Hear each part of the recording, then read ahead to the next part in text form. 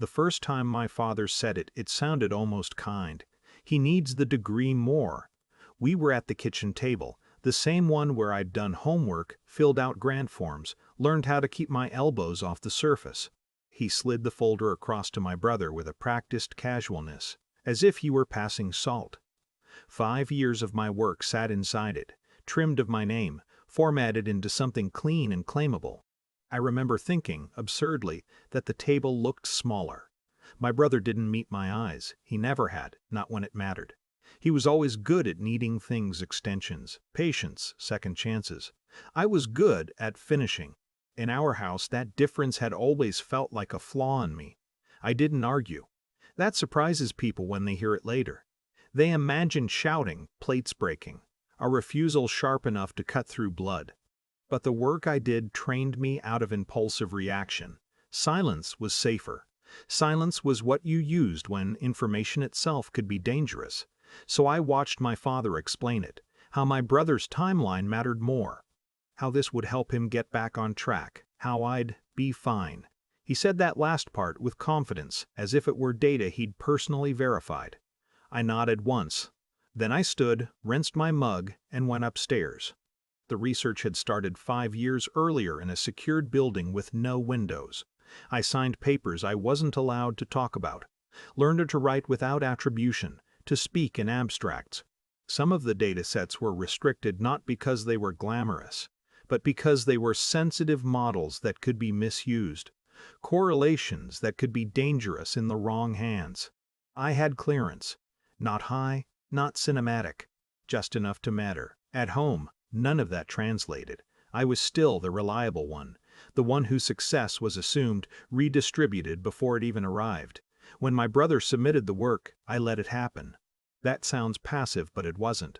It was timing. Universities don't trust people, they trust systems. And systems don't care about family. 3 weeks after submission, an email arrived, not to me but to my brother, forwarded hastily with a single line, "Do you know what this is about?" The subject line was neutral. Compliance review, submission match alert.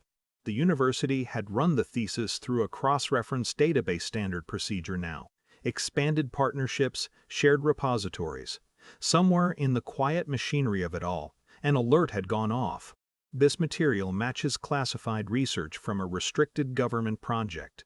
That sentence appears exactly once in my memory, because after that it was repeated, quoted, reformatted into different fonts. Each version carried the same implication. The real author has active security clearance. Identity theft of this level requires review.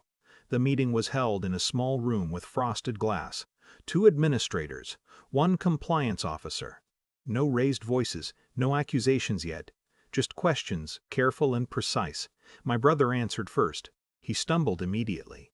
Dates didn't align. Methodology references slipped out of order. When they asked about clearance, he laughed once, then stopped when no one joined him. Then they asked for me. I brought documentation. Not everything, some things you don't bring, you let them request. Clearance verification. Project timelines. Metadata that still remembered my keystrokes. I spoke only when spoken to. No one apologized to me in that room. They didn't need to. Authority doesn't express regret. It corrects. The degree review was suspended pending investigation. The work was sequestered. My authorship was restored formally, clinically, in language that left no space for celebration. My father tried to call that night. I didn't answer. There was nothing left to explain.